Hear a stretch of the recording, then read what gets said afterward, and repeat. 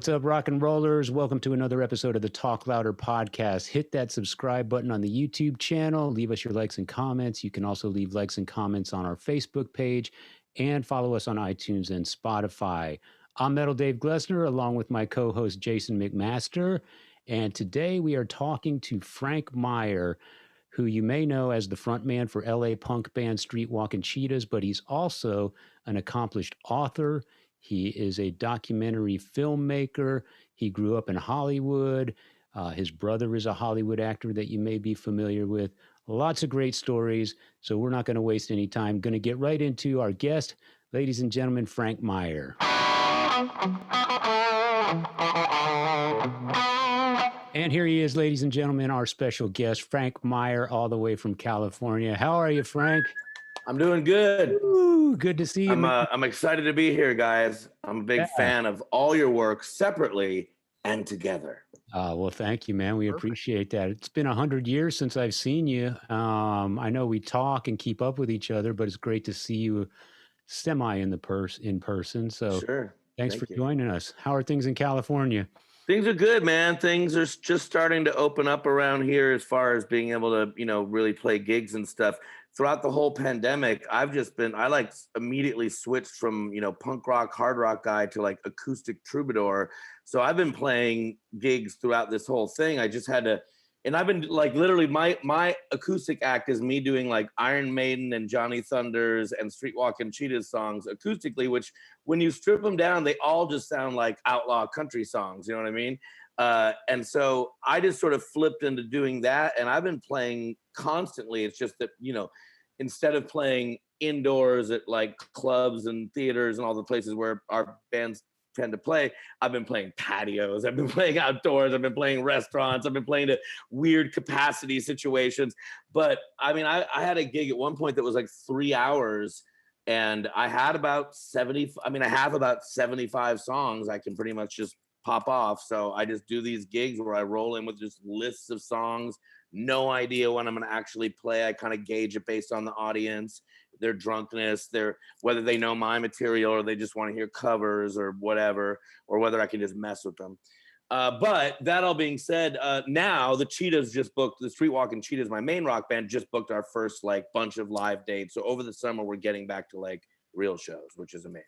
Oh, great. Awesome. Good to hear. Good to hear. Is Texas on the itinerary? Not well, right now we just booked 5 West Coast shows to just kind of get our feet wet. Like we're doing this big festival called the SoCal Hoedown in September with Nashville Pussy and Super Suckers and Fishbone, a lot of bands that we love.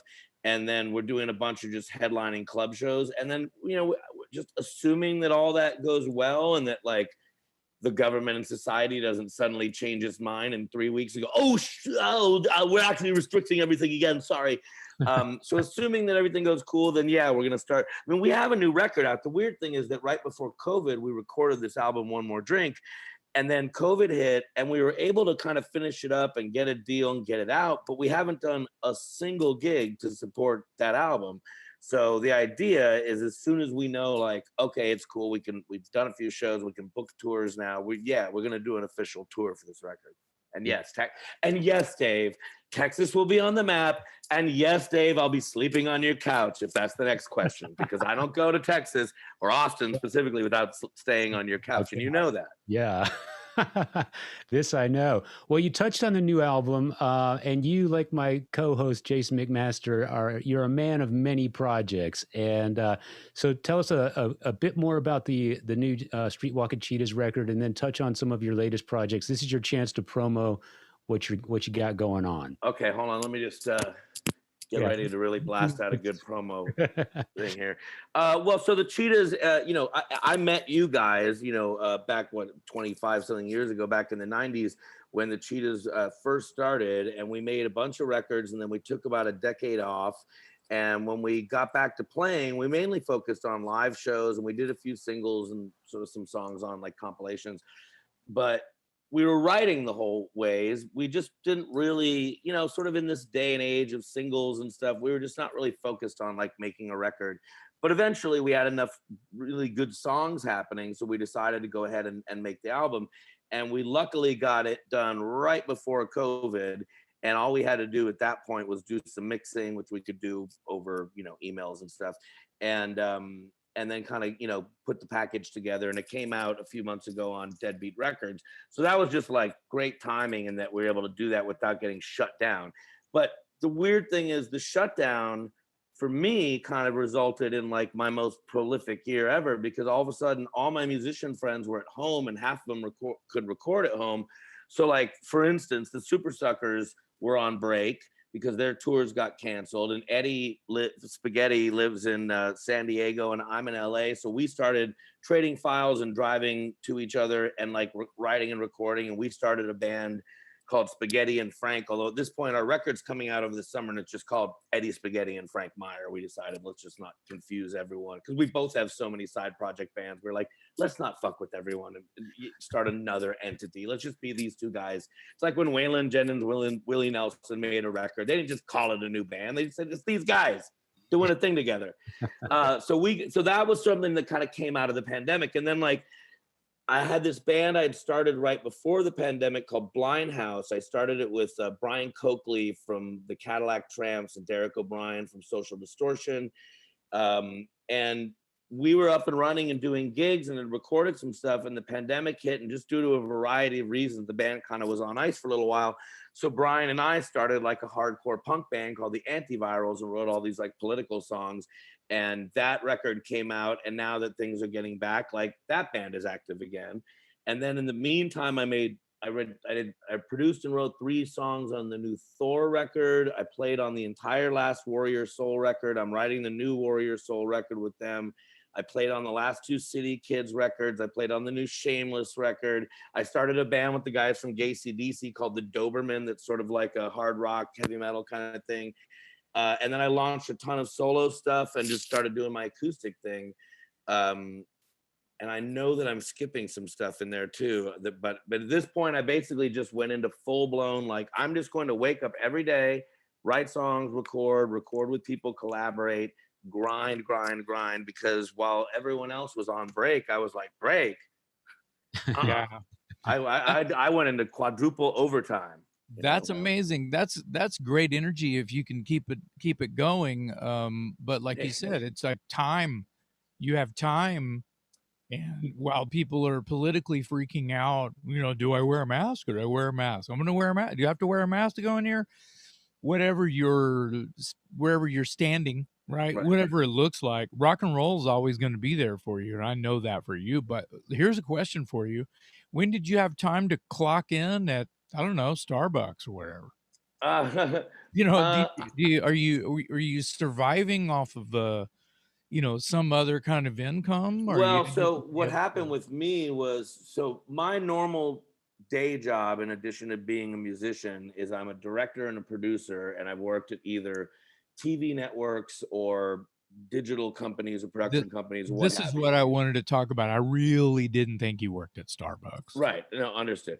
And so for the 11 years, I worked at NBC.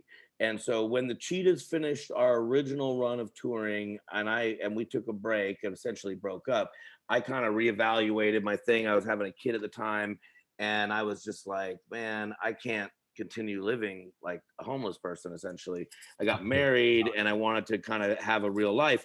I continued to play music the whole time. I continued to make records. I even continued to tour, just not the way that I used to tour, where we would go like 8 weeks long in a van and just, we'd all quit our day jobs and just throw caution to the wind. So I kind of just started being a little bit smarter about how I was doing music and how I was actually making money. And for me, the way that I made my money, i.e. like my career, became in production. So originally I was a writer. I wrote a Ramones book. I've written like 8 books since, but I had written a Ramones book, and I'd written a lot of stuff for TV and digital. That got me into NBC. I started producing and then directing while I was at NBC. Eventually that took me to Fender, and I was directing and producing all of their digital content and the content for the Fender Play app, which is their app for how to learn how to play guitar. Mm-hmm. And I was doing that. And then when COVID hit, Fender laid off a bunch of people from digital. And I took that hit. I got laid off. And so that's when I just kind of went like, fuck it, man, I'm just going to dig into music. And then, you know, I just started hustling in the sense that I used to do a lot of session work for free. That's over. I just said, okay, from now on, I can do backing vocals, I can do keyboards, but here's my rate, you know, the rate change, but I got a rate now. And I started charging everyone. But because I do good work, everyone started coming back and telling their friends, and I started getting a lot of work out of that. And I started really grinding on songs and then trying to sell songs to other artists or like collaborate, split publishing, and I got a bunch of that stuff placed. I had finished editing a second feature documentary film. I got a book deal to write a new book. So I just basically just kept fucking grinding, just going like, well, if I don't have this big corporation paying my rent, essentially, then I got to do it myself. And no, it's not going to be Starbucks and it's not going to be bartending. It's going to be guitar playing and singing and songwriting and hustling and I also editing, directing, field producing. I do a lot of shit. So where that leaves me now is that, you know, I'm going to probably end up going back to a job like I had before, because quite frankly, it pays way better than rock and roll. That being said, I've never been one of these guys who like stopped. Like I never gonna go like, well, now I'm gonna do this and maybe I'll come back to rock later. Like I've always played. I've been on over 100 records. Like I've never stopped doing that. It's just adjusting it to my lifestyle and adjusting it, you know, because I don't want to be a poor person, really. That's what it comes down to. Yeah. And then along the way, I also directed a bunch of documentary films. So but you know, it's not like that. It sounds like, oh, he does all these things. I don't even. It really, all it is I'm an artist. It's all kind of the same thing, you know. Yeah, you've always been, and I feel like I've mentioned this when I walk towards you or when I walk away from you, that you have this, and I've already probably said it 3 times. I'm going to say it again. You have, obviously, for people listening, you have this amazing, you're hyper, bro. You're just got energy. You're on top of it. You know, when one project is ending, you've already got 5 more ready to go, in the wings, ready to hop on, whether it's hop on the stage or hop into the studio or, you know, play the tracks that you've lined up for the song you wrote this morning. Right. Well, thank you. I'm going to take that as a compliment. I think it's a compliment. It is a compliment because, you know, some of, you know, other artists, you know, I'm not even pointing at me, other artists, you know, are struggling right now because of weird times and struggling right now because of some kind of demon, right? Or, and you don't have that. At least I don't know you to have that. You know, everybody does have that. You ever find yourself where you just you can't be the artist part because of what you got to do for money? No, I've never. That's what I thought. No, I've never stopped being an artist. I've never stopped writing songs, and I always just kind of adjust it to how much time I have. You know what I mean? Meaning, right. This last year, in terms of being an artist, was great. I mean, don't get me wrong. I wouldn't have wished a pandemic upon the planet for me to have a great year doing art, but I had all sorts of time. You know what I mean? So, and I'm not a guy who sleeps a ton, as you can wild guess. And I get up early, I drink a cup of coffee, and I start my day. And it usually means jumping right into some idea I've had the night or the week before, something I'm working on. And my whole world is just Post-its with notes and organized, sort of like do this, get this done, end up here. But, you know, the reality is if I'm coming home from working a day job of 8 hours, even if or 10 hours or whatever, but even if the day job is a sort of fun, or, you know, what you perceive as like, hey, you're a director, like that's a fun gig. Like it is a fun gig, but any job you do for 8-10 hours a day, 5 days a week, after a while, that's a fucking job. You know what I mean? Like you come home tired, you come home fried, you come home burnt, and how much energy I have at that point, you know, different than this last year, because right now I just wake up and do art until I crash. Well, like it would be the same thing as I'll relate that to if you're making a record. I mean, it's not always, you know, you're not a rock star when you're making a record. No, it's the opposite of that. Yeah. Like if you're trying to make a good record with good songs, it's the opposite of all the glamour and glitz. Yeah, it's And hard and it's torturous, and you're like second guessing yourself, and your right. bros and everyone fighting over ideas that maybe in the end don't even make the goddamn record. Or it's worse than that. I mean, whatever expectations, somebody else in the studio with you, like you said, whether it's not an argument or not, what their expectations may not be what your expectations are. And maybe that should have been worked out in pre-production rehearsal or something, but you know, it can be a touchy situation. But in your work where you're directing or just working for NBC or working on a film, that's not always going to be, oh, this is awesome, this is going to, wait a minute, you No, gotta, it's a range, of course. It's a that's range. right, yeah, You're doing, I mean, everything depending on the gig, you wear I step into a lot of different roles in my life, and I think a lot of it's just adjusting and knowing like your place in that situation. So if I'm the lead singer or if I'm the director on a set, like, I'm the quarterback, I'm kind of running the show and everyone's sort of looking to me for direction. And that's one role to play. But if you're the side man in the band, you like when I've worked with like, Wayne Kramer or Sylvain or Cheetah Chrome, where I'm like the second guitar player or the lead singer, but for the band centered around a guitar player, then my role is not really as the band leader. I'm there for support. I'm there as a cast member to be told essentially, do it the way I want you to do it, says the person that's hired me to do it. And that's a different role too. But then when I'm a director or say a producer in the sense, not the lead role, but like those are all also behind the scenes roles as opposed to on stage roles. So like when I'm working on a set in a production capacity, it's a completely different mindset than being a performer, because I'm there to support whoever is actually on camera and make sure they're getting everything they need.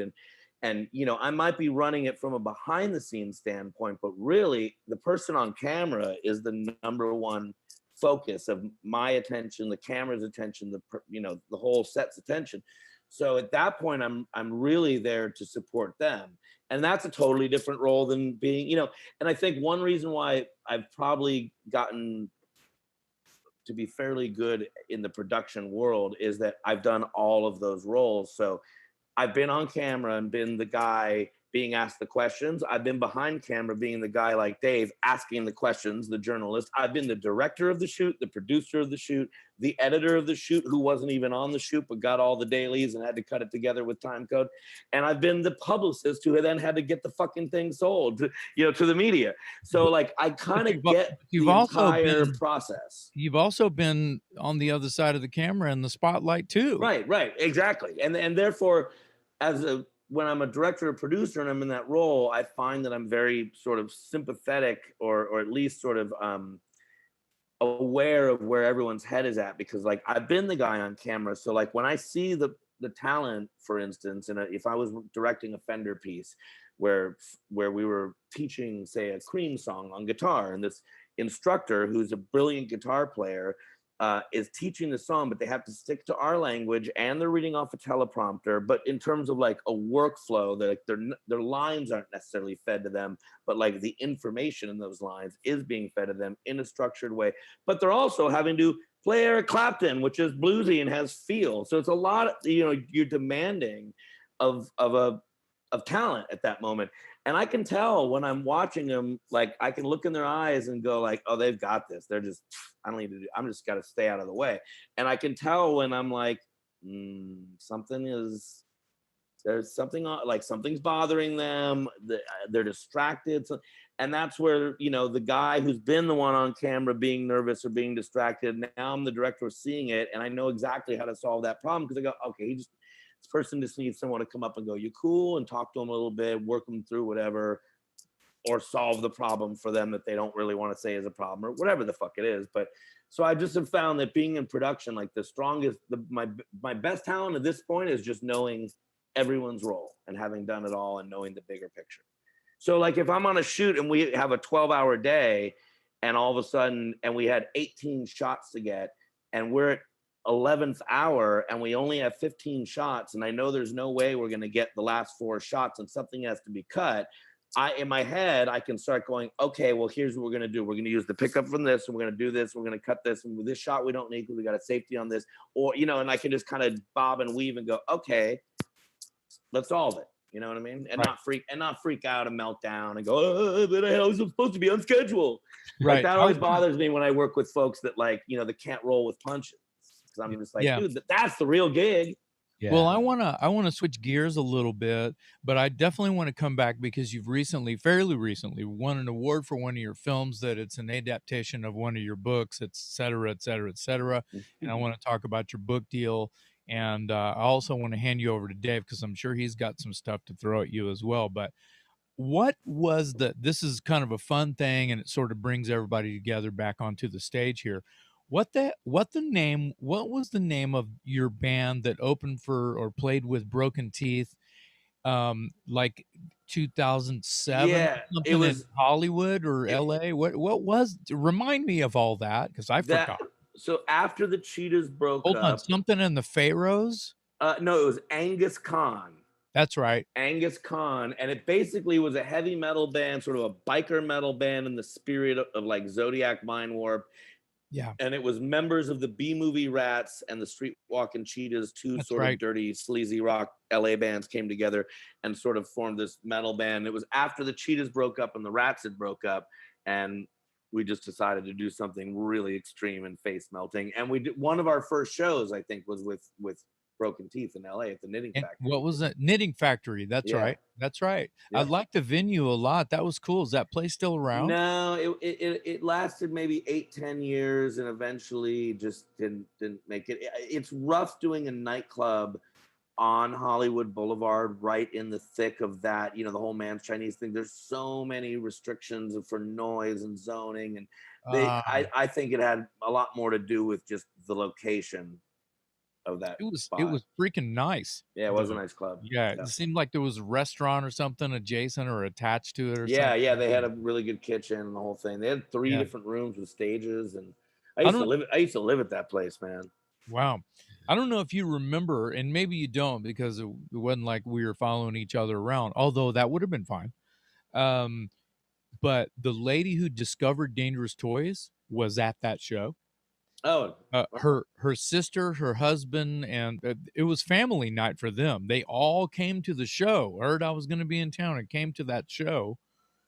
And they weren't used to staying up that late because I remember everything was kind of like going on kind of late that night. And also Gene Hoglan was there, and William Howell was there. So I had this old school like family of like, God, I want to say half a century, you know, we're all there under the roof. So it's a night I'll never forget. I just didn't remember. I thought it was Pharaoh, but you said Khan, like Genghis Khan. Am I crazy, or maybe I'm mixing this up, but was Jet Boy on that show too? I don't think so. No. Okay. Maybe we did another show with Jet Boy. I think our first couple shows, like one of them was with you guys, one was with Jet Boy. Okay. But I don't know. Yeah. Yeah. Pretty fun. I wanted to see if, I don't know if we can make this sort of the Cliff's Notes version, but for the benefit of people listening and watching that don't know the history of the three of us, Frank, do you remember how we all kind of became connected? Because I always thought that was a great story because it ultimately came full circle. And I mean, here we are 20 years later, 20. Well, I remember most of it. I don't remember the exact gig that I met you at, but and you can fill in the blanks, but what I remember is that the Cheetahs were touring and I think it was a South by Southwest gig, and we played Austin and we met you. And, you know, back in those days, we never would book hotels or anything ahead of time because we would just hope that some nice person would offer us their floor to sleep on. And if not, then in worst case scenario, we'd go to a Super 8 motel or just the cheapest, you know, dirtbag place we could find. But Dave was nice enough to offer to let us sleep on his couch, and we all went to his place and stayed up and drank beers and listened. We watched Thin Lizzy videos and AC/DC videos and listened to music. And he says to us at some point, like, hey, you've got to hear this band, Broken Teeth. It's the singer of Dangerous Toys band. And at that time, no disrespect, Jason, of course, because I've since become a very big Dangerous Toys fan, and I'm a huge fan of all your bands. But at that moment, the only song I knew from Dangerous Toys was Teasin' and Pleasin', and it wasn't really my bag. And I was like, I don't want to hear no. Blah, blah. And Dave was like, no. I'm telling you, this is the shit. You guys are gonna love it. We're like, all right, new guy that we just met who's trying to sell us some bullshit. And then he taking it all. No offense taken. He put in Broken Teeth. And I'll never forget it because he put in the song Undertaker, and we were all like, man, we don't want to hear. Whoa, hey, oh, this is all right.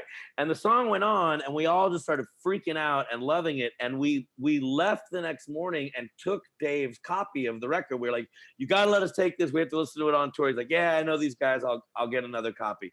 So we took his CD and we rolled around on tour for the next month. And the last date of our tour was going to be back in Austin. Oh no, I know what it was. Is that we started the tour in Austin, what year? But it wasn't South by. What year is this? It would have been 2000, I think. Oh damn!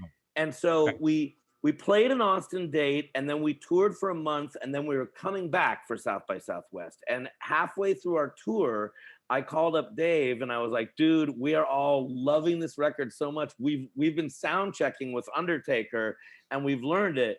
Can you call Jason and see if by the time we come back for our South by Southwest show, which was the Casino El Camino show with the Hangman, could you see if maybe he'd want to come sing Undertaker?"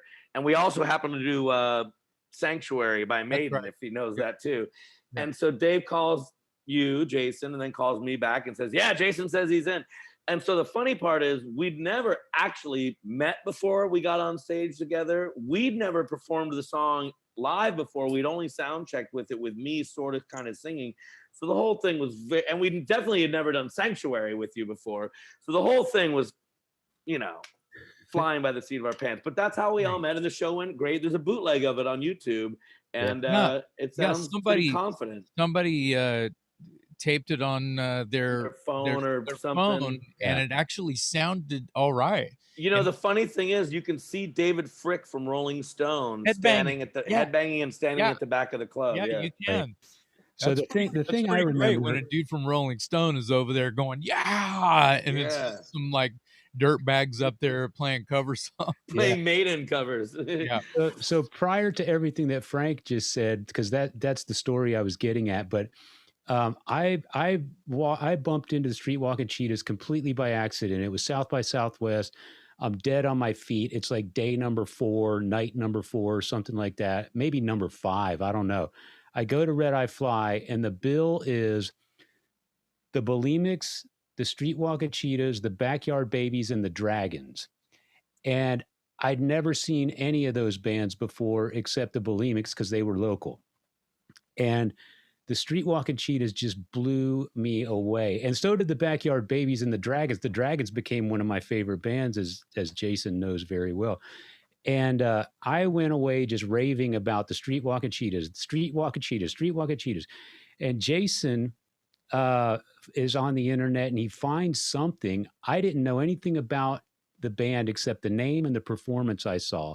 And Jason sends me this little tidbit from somewhere on the internet, and he goes, here's that band you won't shut up about, the Streetwalkin Cheetahs. So I start reading into the article, whatever it was, and there it reveals that Frank Meyer is the managing editor of knac.com or something like that. Mm-hmm. And I was like, oh my God, this guy, he's the head honcho at this online metal hard rock website thing. And so I contacted him because Jason forwarded this link to me. And then I ultimately started writing for Frank. Yeah. And those were good times because KNAC had deep pockets, man. Yeah, we were Clear Channel, and we were paying good money for stories back then. And this was sort of in the last bit of the heyday of when being in the music industry, when you could still kind of get like dumb money thrown at you once in a while. It all evaporated quickly after that.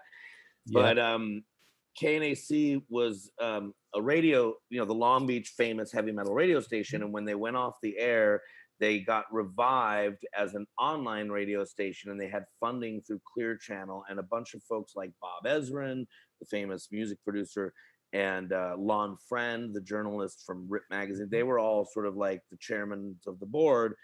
and they brought me in as the managing editor, and they threw me a shockingly good budget at paying writers.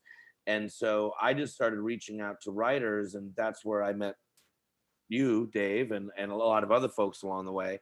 But it was a cool time because it's like I was in a touring rock band and managing this website that was all about rock bands.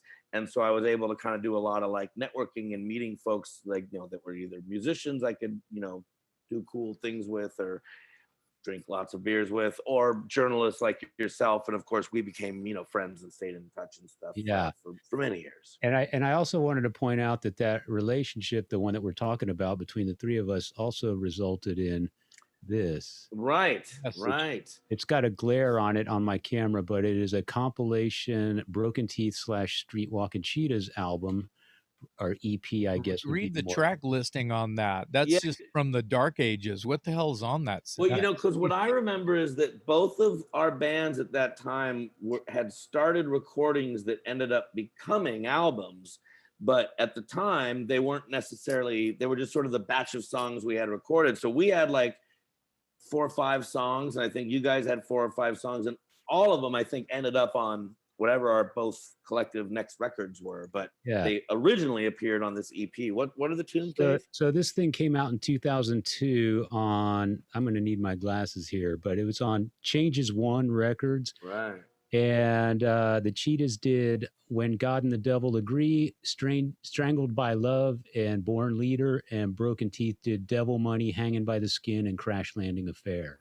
Right. And I wrote the liner notes to this thing too. Of course. Oh, there you go. Well. It's just a coincidence that you happen to have it there. Yeah, well, I wasn't going to let this conversation go without bringing up the fact that you two have not only merged as friends and as peers that respect each other, but you also felt highly enough about each other to combine your bands and put out an album together. Which I want to point out right now just the sheer awesomeness of like rock fans meeting in a dark club, or shall I say alley, and then becoming quick friends, and then, you know, trading tunes and ideas and words just that celebrate everything that we do.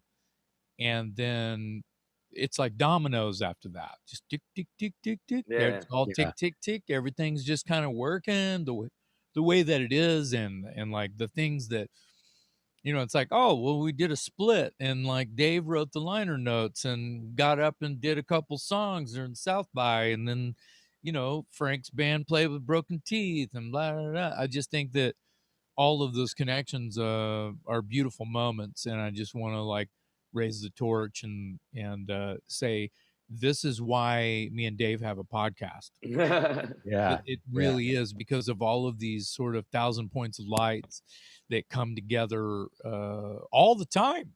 There's like it's serious business. It's out. Well, and so much of it, I feel like, especially amongst music lovers, art lovers, musicians, but you don't necessarily have to play an instrument, but that like it's all about finding the people with the same record collection. Like you meet people along the way where you have like a conversation with them, you're like, you got the same fucking record collection I do. Like you get it.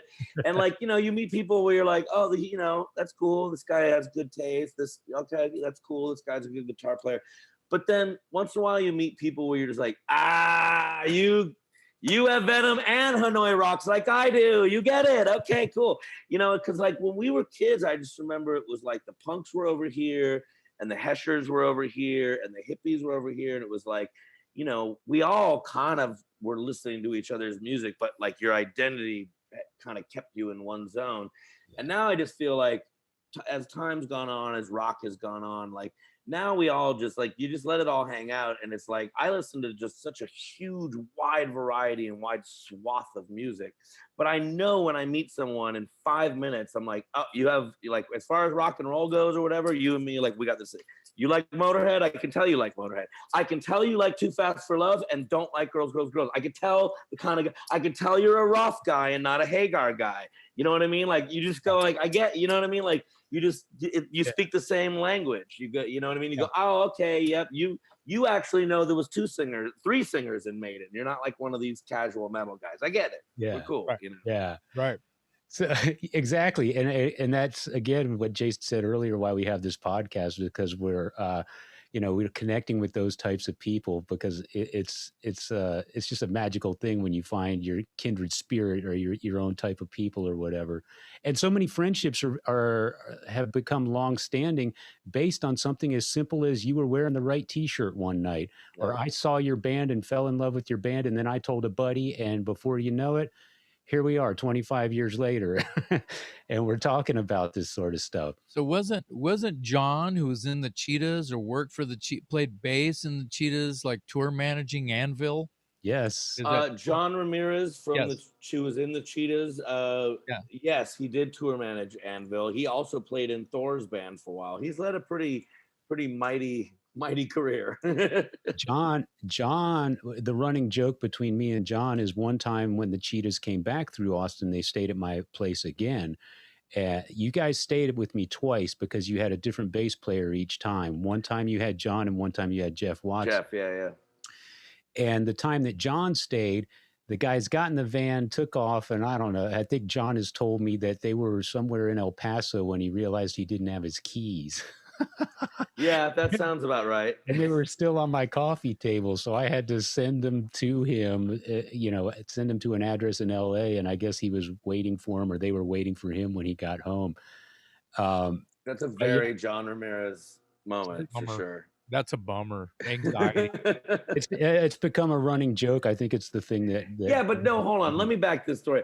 You're on the road. What the fuck do you need your house keys for? No, exactly. And why would you, in any situation, why would you take them out and put them on the table of a dude you just met and then get, let's just assume, really high?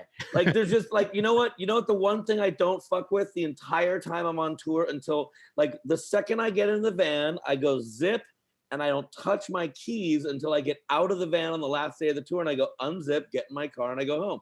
There's no reason to touch your keys anywhere in between there. And I love John Ramirez, but he's like one of those guys who's like, he gets, wherever he goes, he goes, well, put this here, put this thing over. And I was like, what? Why are you unpacking? Don't ever unpack. Right. That was funny. And I said 10 years I didn't unpack. He and I still laugh about that. I wanted to ask you, Frank, you touched on this earlier. You mentioned the Ramones book. It's called On the Road with the Ramones. I was lucky enough to have a hand in that, a very small hand, but it was an honor to be part of it. And you co-wrote the book with Monty Melnick, who was the Ramones tour manager for basically their entire existence. I don't know if he was there from day one, but he was there for 99% of the time. He was there before day one. Okay, so Monty Melnick is like the fifth Ramone, and you wrote this book with Monty, and I have a copy and I've read it and I highly recommend it to anybody out there. But what I wanted to know from you is, in working with Monty on the book, what did you get to know about him that maybe you didn't know before, or what was something you could tell us about Monty that we don't know as the general public because of that interaction? Well, yeah, so you're right that Monty was the tour manager for the Ramones for their entire career. Him and Tommy had started a rehearsal and recording studio, which is where the Ramones ended up rehearsing and hooking up with Tommy. So in the early stages, when they were just like rehearsing their set and maybe having some friends over and kind of just like showcasing for some of their friends, Monty was doing the lights and doing the sound and stuff, because he was, he's Tommy's buddy. And then when they hit CBGB's, Monty started off doing the lights, and at some points was doing sound, doing the lights, but eventually became the tour manager once they hit the road. And he stuck with them the entire time. And then even after the band broke up, he went on to work with Marky and CJ and Joey in their various incarnations, touring, recording, whatever. I think he only missed like 2 gigs ever in the 27 years he was with them. And that was just like nights that he caught the flu or, had a cold or whatever. And so the book we wrote, which is in 8 different languages and in 5 different pressings now, is sort of his story of the Ramones from his point of view through that filter of being on the road. Because really, when they would go record, he would still stick with them. Like he would go into the studio because, you know, all the gear had to be, they had cartage companies who would, you know, get the gear to the studio, and all that stuff had to be sort of dealt with and maintained. And he's stuck with them. But really, his life and the Ramones' life, mainly during their career, was touring. That's where they, you know, wrote a lot of songs about touring. I guess the couple things I could tell you that maybe some or interesting Monty things is that when I wrote the book, I spent about 2 weeks living at his apartment, and he had an extra room in his apartment. And he was like, yeah, you can come, you know, stay in this room, and we'll every day we set up interviews, and like we'd wake up, he and I would talk, we'd do an interview, then we'd bop around, talk to people affiliated with the band or band members or family members, roadies, whatever. And then we'd end up, you know, together again, and I'd do maybe an interview at the end of the night. And then every night when I go to sleep, I went into this guest room, but the guest room was where he kept all of his Ramones memorabilia. So it was like Joey's jacket hanging there and his gloves and like all of their passports and just stacks and stacks of like posters and tour merchandise and all this stuff. So like every night I'd be like, good night, Monty. I'm definitely not spending the next several hours awake leafing through your stuff. And then I would spend the next several hours awake leafing through all the stuff. But that actually was sort of what inspired the artwork of the book, is that like he had so much rad stuff, and he was kind of meticulous about how he kept it all filed and stored. So as I was going through it, I was getting all these ideas like, oh, we should have a page with all the passport photos, and we should have a page with like we should put Joey's gloves on like a scanner, and, you know, like get a cool picture, sort of 3D picture of the gloves. And so those 2 weeks were like a really cool time for Monty and I to bond as friends and really come up with the meat of the book. But also I just got to sit there and like sort of his own little Ramones museum. Yeah. And the only other thing I'll tell you that's sort of interesting about Monty is that, you know, he had a whole music career before the Ramones, and him and Tommy played in a band that was sort of like a groovy 70s rock band. And he had a few bands before that. And, you know, he was a real musician. Like he was a good, solid musician, had made a couple records. So unlike a lot of, you know, not to disparage any crew personnel and stuff, but you know, a lot of crew guys are musicians, guitar players, a lot of guitar techs are guitar players, but not a lot of them necessarily like made a bunch of records and stuff. Monty actually had kind of a legit career. I mean, he was sort of on the fringe of success, but he was doing all right. And it just sort of happened that the Ramones ended up being the thing that took him to fame. Yeah. But as the sort of behind the scenes guy. I think that's the thing I like about the book. Being a fan, I've read, I think, every book you can get your hands on that's related to the Ramones. But that book, because it's from the perspective of the tour manager, and they were such road dogs, you really get that sort of in the van, behind the scenes sort of perspective of one of the hardest working bands ever. And it doesn't shy away from the frustration and the personality clashes and the what the fuck are we doing, and, you know, why are we even bothering kind of, you know, it's really, really well done. And it's, you know, the pages are quality, it's glossy pages and color photos, and it was really well done. Thanks, And, man. yeah, it's called On the Road with the Ramones for anyone listening, and you should definitely go check it out. You know, I did a second book essentially about the Ramones, but it's more specifically about the Phil Spector era of the Ramones. I did it for Rhino, and it's called When the Wall of Sound Met the New York Underground. And it's about the album End of the Century, and sort of honing specifically in on like the relationship between Phil Spector and the Ramones.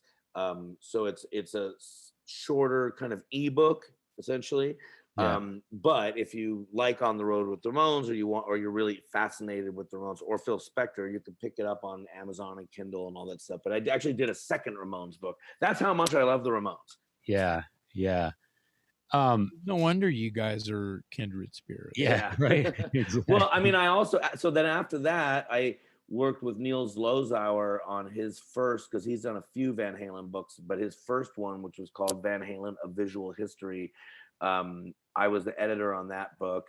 And then I worked with Dave Mustaine on his book, his debut book, where he went through two different publishing companies and a few different ghostwriters. I mean, not ghostwriters, I mean collaborators on that book. I mean, he wrote the book, but he was writing it with someone like me. And so I was one of the guys who worked on that record. I mean, on that book. And then I did a book with Walter Yost Jr., the sports photographer, Sports Illustrated guy. I did a book with him.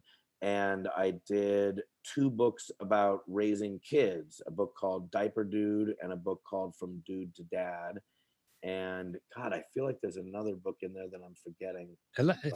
Weren't you doing something? Weren't you pursuing something with David Lee Roth, or had something in the works? Or yeah, right before Dave joined Van Halen. So I used to write for this magazine called Pop Smear, and it was like this New York sort of rock and roll humor, edgy magazine. And I'd interviewed Dave for that, and I'm a huge Van Halen fan, specifically of the David Lee Roth era. And he really liked my interview. I think it sort of came out in a time when his career wasn't going so great, and a lot of people were kind of kicking him when he was down. And I wrote this piece and did a few pieces that was kind of just celebrating why David Lee Roth is awesome from like a genuine sort of fan perspective. But, you know, I mean, well written, not like some goofy fan thing, but it had this sort of fun spirit that I think Dave was like, yes, this is the way, you know, I want this younger generation to sort of perceive me. And so Dave and I started working together. It's insane in that he basically allowed me to do a whole bunch of interviews. Anytime he was doing something, he would just give me carte blanche. You know, I could go to his house, I could get, you know, front row of any press conference, and he would just hook me up. And then he really liked my Ramones book, and in fact, he's in the Ramones book. He participated in it. I told him when I got the deal, I was like, you know, you toured with the Ramones. Can I get you in the book? He's like, yeah, man, whatever you want. So went over to his house and interviewed him about the Ramones, and we had this like rapport going on, you know, where he liked the way that I was sort of profiling him in the media, and I'm an easy hang, so it, you know, wasn't like having some annoying journalist around all the time. We mainly would just drink tequila and talk, and I would turn them into these cool articles that felt like they were in the spirit of Dave's whole kind of personality, which, as you can tell, Jason, going back to, you know, my whole, you know, I've got that very Diamond Dave kind of energy. You can see why I'm a big fan of his. So we clicked, obviously. Yeah, that was an easy call there. Right. Yeah. You could see where he and I would just be like, and we just, you know, we would spend 6 hours and just like not even stop. And then anyway, so what happened was, I came up with this idea for doing a book with him, and I approached him for it, and he was totally down for it. And we wrote a proposal for it, and we sent it to CAA, his agents at the time, and they were like, yeah, this is great. And then he informed me through his manager that he was taking the summer off, and he was going to go be an EMT in New York. And when he got back, we would pick up on the book. But the EMT New York trip turned into him getting the Howard Stern offer to replace Stern when Stern went to Sirius. So he just stayed in New York and did that. And then they told me, just chill, he'll be doing this for a little while. And then that ended up blowing up. He came back and then joined Van Halen again, and then fired all of his managers and went over to Irving Azoff's management, who managed Van Halen.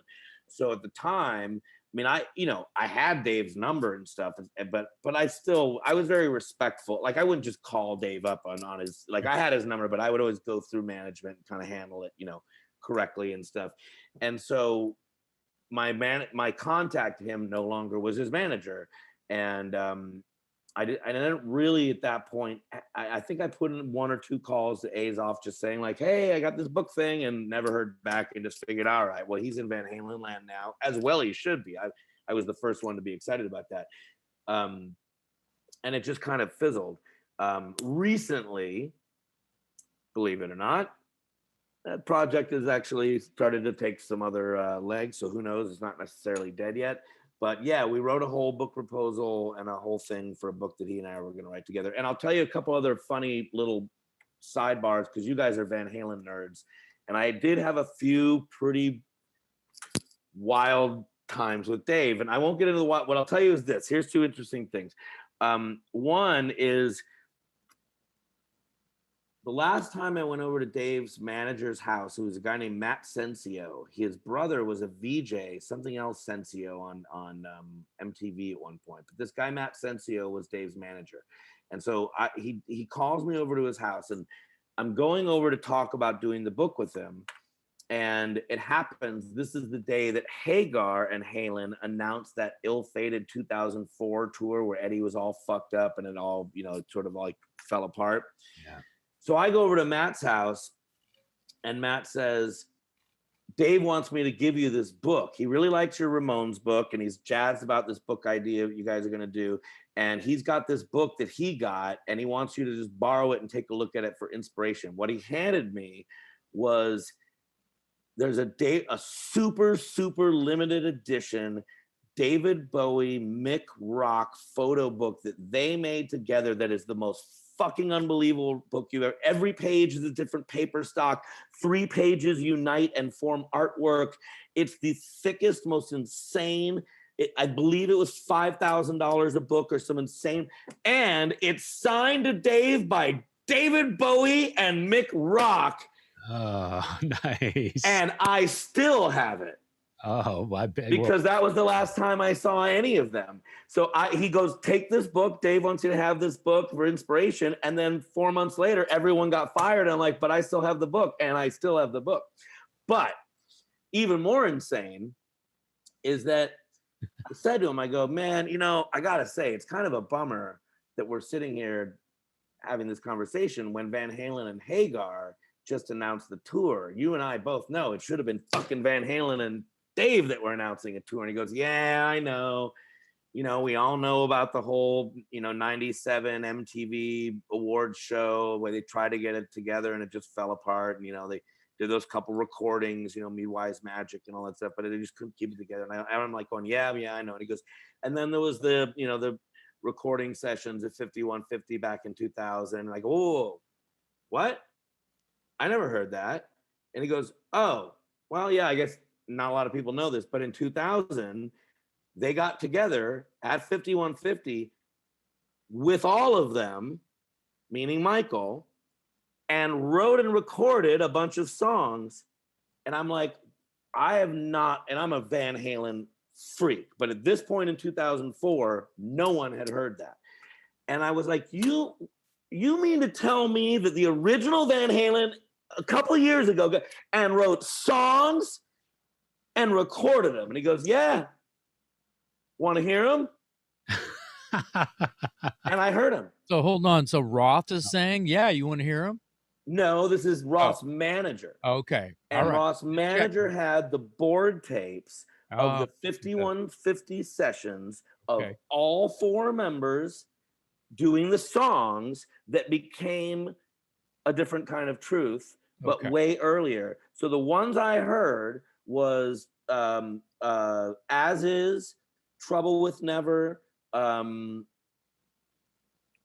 Stay Frosty, and basically all the songs that weren't the ones that stemmed from old ones, meaning like Tattoo was an old, that was Down in Flames. She's the Woman was an old song.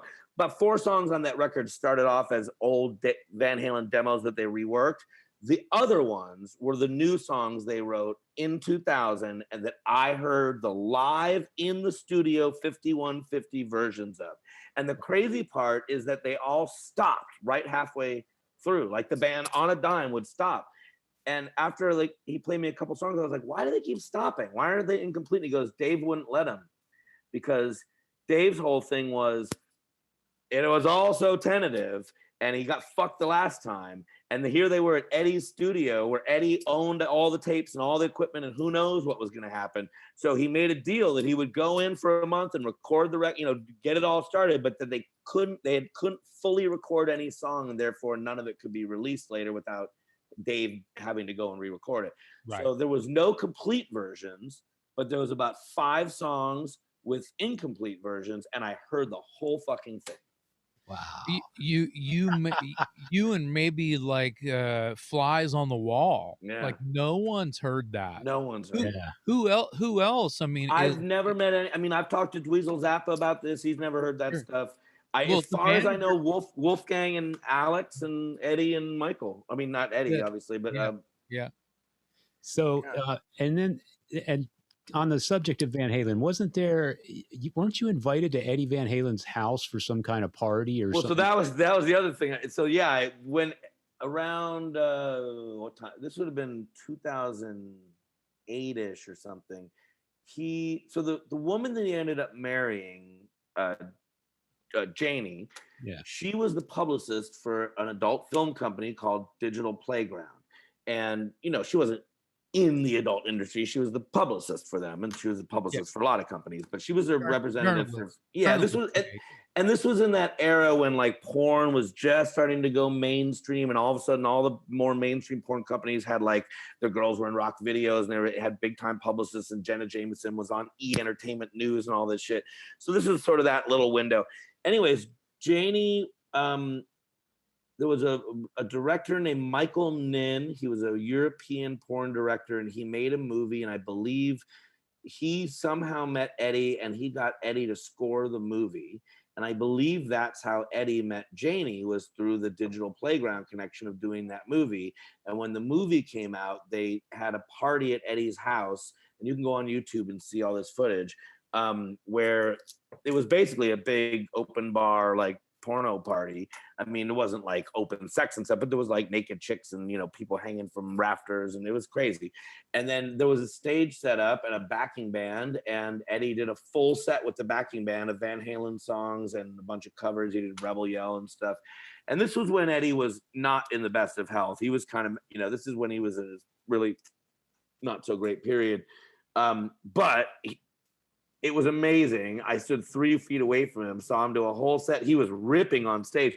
And the funny part is, when we went up there, we had to park at Valley College down the street and then leave our car and take a tram up Coldwater Canyon to Eddie's 5150 mansion studio house thing. And because they didn't want to, line of traffic down Mulholland Drive or whatever. And the whole time they kept telling us, no phones, no pictures. Eddie's probably not even going to be hanging out with people. He's going to be upstairs. But if you see him, this is his house. He does not want to be bothered. Please don't approach him. We're like, oh, of course. I mean, we're so honored. We were going to Eddie Van Halen's house. We're just like, whatever the rules are, we will play by them. We will read them like the Torah. And we get there, and I swear to God, do you guys know a guy named Scotty Slam? You know the drummer Scotty Slam? He now plays in Circus of Power, but he's been in a million bands. Scotty Slam was with me. So me and Dino from the Cheetahs, who had left our cell phones in our car because we were worn so heavily, and Scotty Slam, who did not leave his in his car. We walk in, and after this whole thing, we stand in line. We're like, do you think we're even going to see Eddie? We walk in the door, and there's Eddie standing right in his living room in jeans, bare feet, no shirt, holding the Frankenstein guitar. And the first thing he says, hey, welcome to my house. You guys want pictures? And we're like, what? And then my friend Scotty pulls out a camera, goes, fuck yeah, and takes pictures, and we all get pictures with Eddie. And then we just spent the whole night partying at his house. It was incredible. That's awesome. It was unbelievable. Not a lot of people can say that.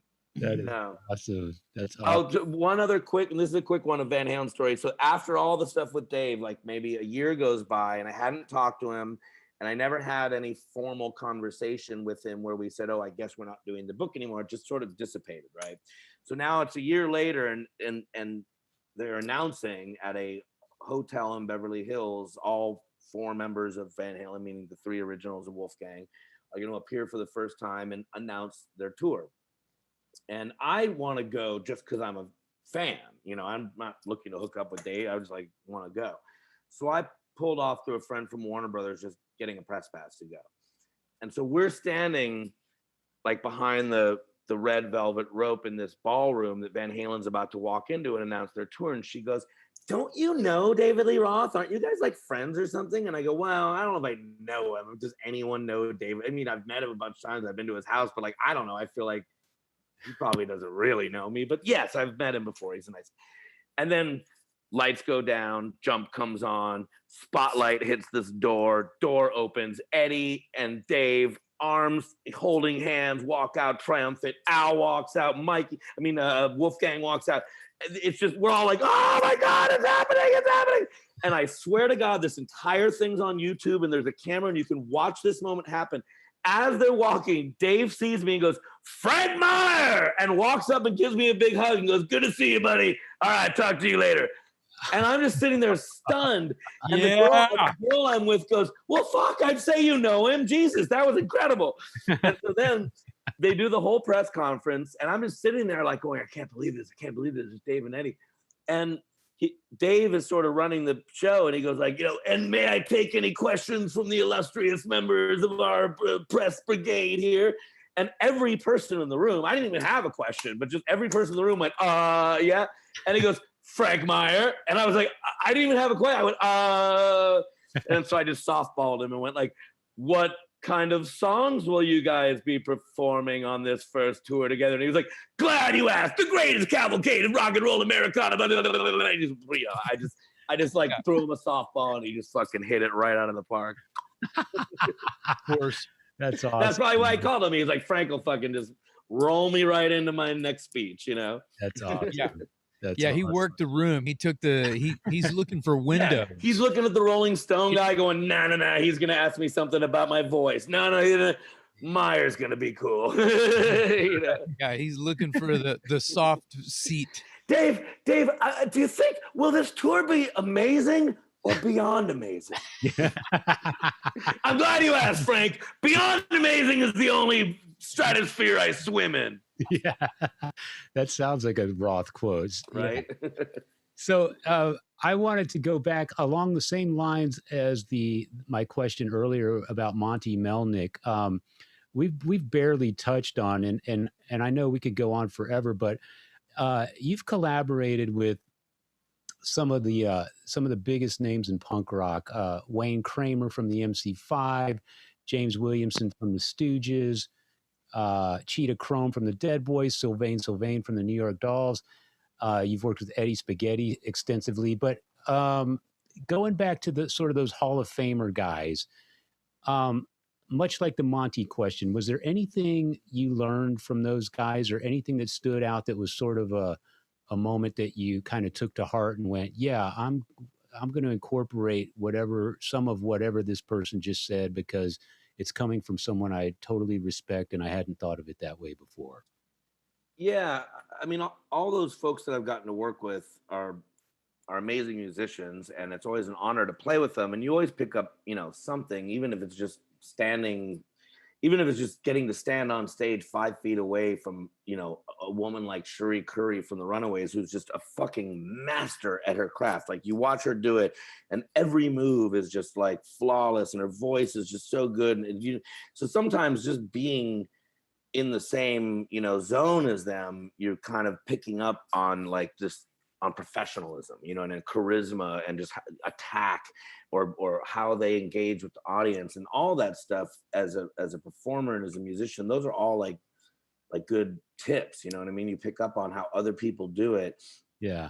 For instance, when we first, even though, as you can tell, I'm a pretty verbose person, in real life, on stage with the Cheetahs, I never really talk a lot. We kind of just do the Fear Ramones thing where we just pound through the set. And that's sort of like our thing, is that we just do this relentless amount of energy and music in whatever time frame we have and kind of let it all hang out. And I don't really do a lot of chit-chatting because it just doesn't feel appropriate for what is happening sonically and energy-wise in that band. But when we toured with the Super Suckers, for instance, and I always liked them as a band, but Eddie Spaghetti had a great way of engaging with the audience. He was funny, but never seemed like he was telling jokes. He was very kind of homespun and seemed like he was sort of one of the dudes, yet absolutely portrayed himself as a larger than life rock star. And I loved the way that he sort of handled that and the way he handled the crowd. So that would be an example of like touring with someone who was, you know, they were a few years ahead of us, but they were essentially our contemporaries, and kind of going like, oh man, I like the way he's doing that thing. Like, you know, musically, yeah, I mean, they're a great band, but I wasn't necessarily influenced by the Super Suckers. But that was something I picked up on, where I was like, from one performer relating to another, I was like, I like the way he's doing that. But as far as the sort of more old school legends, I mean, I did a bunch of tours playing guitar, second guitar with Wayne Kramer, and those were amazingly educational times for me as a guitar player. I mean, don't get me wrong, Wayne is a great songwriter, he's a great singer, and I've played with a lot of great musicians and great, you know, performers who we all admire. But Wayne, you know, he's a jazz guy as well as being a rock guy. And up until I played with Wayne, I still feel like my overall headspace was sort of pentatonic scales and blues scales, and sort of thinking in boxes. You know, as a guitar player, you kind of have your boxes, like here's my open run I can do, and then halfway down the neck, here's this run, and then up the 12th fret, here's this run, and here's the ways I can connect them. And you sort of look at the guitar neck in boxes, and if you know, you get really good, the boxes go away. But he was like, that concept doesn't even apply to Wayne. He doesn't think in terms of boxes, or if he does, they went away so far before I met him that, like, we would do these gigs where I had to play the Fred Sonic Smith parts, and he was doing his Wayne Kramer parts in these MC5 songs. And I would learn the stuff, at least the way I heard it on the record. And then usually he'd kind of correct me on, or, you know, give me some detail work, like, oh, you've almost got it, but here, this, that, and this. But then we would do these guitar duels on like Ramalama, Fa Fa Fa, or Kick Out the Jams or whatever, where we would trade licks or do unison stuff. And that's where I found I was very quickly outclassed. And I played with a lot of guitar players, but Wayne was so fucking far left that, like, if we traded licks, I just sounded like a dude at Guitar Center noodling on a blues scale compared to the avant-garde, like saber dance that he was doing. You know what I mean? Yeah. And so I remember him saying to me, I feel like it was at a rehearsal or a sound check maybe, but we were working on doing this guitar trade-off thing. And he goes, no, man, you're playing too straight. You're playing too straight. And I'm kind of going like, well, I don't know what you mean. The song's in E. I'm playing in E. I mean, I'm playing loose and funky. I'm not sure what you mean too straight. And he goes, no. Lose the key. I go, what? What do you mean lose the key? And he goes, don't be confined by the key. And that was like a major mind-blowing. That's easy for me. Well, I play guitar. That's easy for me. I mean, singers have it's a different thing with a singer, because you can kind of make, I don't know. I mean, I sing and play guitar, and you're making different choices. And I know what you mean, that sometimes, like, if I can't hit the notes, I'll just make different choices and go like, I'm going to be a third underneath what I normally would sing, or I'm going to just drop down an octave. But I mean, I'm still usually in the realm of like a choice that is appropriate sonically and melodically to the song. Yeah. Whereas Wayne was kind of just going like, no, you're thinking of it all wrong. You're thinking in terms of boxes. You're thinking in terms of scales. You're thinking in terms of rules. And I'm telling you, lose the rules. And now we can dance together. Right. And I really didn't know what that meant until I was on stage with Wayne in fucking Detroit, you know, at the Magic Stick with, you know, White Stripes opened up for us, and we're doing an all MC5 set. And all of a sudden, and the people are going fucking crazy, and we're doing these guitar duels. And I kind of, all of a sudden, like, I just lost the rules, and I was like, fuck it, I don't need to be, I'm gonna start going all avant-garde jazz, Sonny Chirac on this shit. And he was like, now you've got it. You know, and so it was a lesson for me to learn that there is, the rules are only the ones that you put on yourself. You put rules, you know, you say I'm gonna write a Chuck Berry song, okay, then you put some rules on it by saying it's gonna be sort of like this, but you don't have to think that way. Right. I can relate to that by way of you know, I've been teaching music for 15 years, and I you know, I try to make it fun for everybody, but when you have someone who's confined to rules, say they have some choir experience, and they come in and it's all, like you said, they've learned all these rules, and I'm going, okay, now let's break them. Right. So learn all the rules first. It So doesn't that you can have break to- them. Yeah, that's right. Right. So that sounds like what you sort of like. He gave you the ring to wear that would be okay to break all the fucking rules like rock and roll should. Right. And I just don't think at that time in my brain that I was thinking that way. And he kind of just opened me up. And I was listening to jazz and stuff. I mean, I started listening to Sun Ra and Pharoah Sanders and Miles because of the MC5. I was never really a big jazz guy until I started hearing the MC5 and the Stooges and Funkadelic and knowing all that was coming out of the scene from these cats that were super into Sun Ra and Pharoah Sanders. And I was like, well, how am I listening to MC5 covering Sun Ra and Pharoah Sanders, and I'm not into Sun Ra and Pharoah Sanders? So I started picking up that stuff, and then like the avant-garde era of Miles Davis when he was doing like Live Evil and Bitches Brew, I Got to Pangea, like that is some crazy ass shit, man. He's way out of jazz at that point. He's into some acid rock, funk, jazz, soul, gospel, 10 genres at once just colliding with each other. And so like when you know what I mean? And that's sort of where my head started to go at that time, where I was just listening to stuff kind of from a different point of view, going like, punk rock's cool, but there's some rules happening there that I've been sticking to. And now I want to just break from those rules too, you know? Yeah.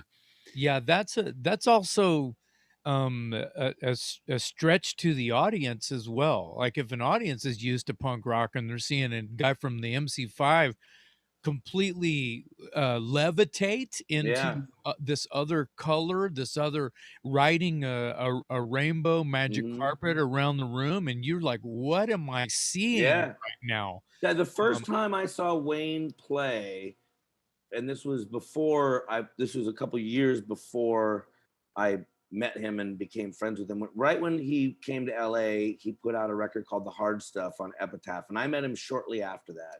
And by the time he put out his next record, he and I were friends and collaborating and stuff.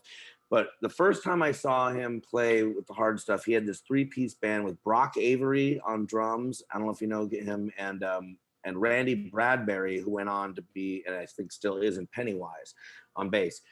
And it was just a 3-piece. And I'm telling you, to this day, that is the greatest 3-piece rock band I've ever seen in my life. Those guys, like, I had the experience without being on acid that I'm sure Wayne must have had seeing Sun Ra. Like you just said the word levitate. Like these guys, it was rock. I saw them a bunch of times, and it was rock and roll, and it was punk rock, and it was everything you'd think the guy from the MC5 would be doing, but it was jazz and free form, and they would do these jams that were just, they melted my brain. I could not wrap my head around it. I still can't wrap my head around it. But those are monolith words. Those are like gigantic statues of words you just said, because you've seen so much. I saw it. Right, and written about it. You know, you saw it. You went home because you had to write a piece or a book or make a movie or and now you've won awards from the things that you've seen and witnessed and put together in the words that you write, in the scenes that you put together, that you've directed, that you've basically created around the story that you've seen with your own eyes. You put to film, you asked all the right questions. Hats off, dude. Hats off. Man.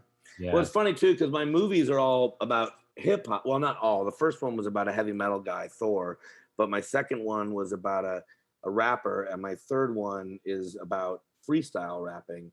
And you want to hear something funny? I'd probably be way more into watching the one about the hip hop guy, the Wu-Tang guy, than it would be Thor. The metal one, sure. That would be that surprise. I'm sitting here wearing a heavy metal shirt and I'm a headbanger and all this shit, but Thor is one of those things, and I'm just confessing my non-interest in Thor because it's such like a gas. It's a party thing. It's not to be taken so serious. And I'm just more serious about my metal when it comes to, well, when you talk about Thor, there's just not enough there. But I think that it's amazing that you took an underground sort of creature like Thor and actually helped him be legit again and then again. And every time I feel like someone like you works with someone like, because the guy, I mean, how many movies did he star in A as? million. I mean, Yeah.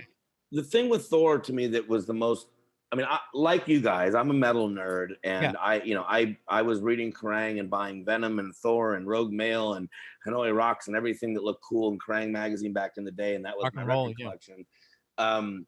And so I knew Thor back then, but yes, it was sort of sticky, sort of schlocky, kind of shock rock or whatever. Well, and it But worked with the movies he was making, worked with the music he was B making. movies, and it all So kind he of had worked. this thing, But and he was what I Comic-Con type of a vibe. Right.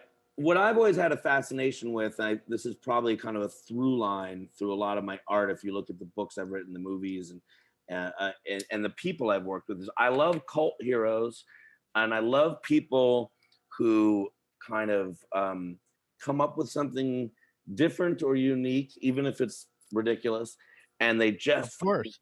and then they just stick to it, defying all logic, defying all reality, defying any sense of what accomplishment versus failure is. Any other normal person would go, Dude, geez, I've been doing gladiator metal for 50 years now and it's not really selling. Like, why? But Thor just goes, oh, it's still I'm on the cusp of success. I can feel it. Yeah, but at the same time, whether he needs you or not, I'm saying he needs you.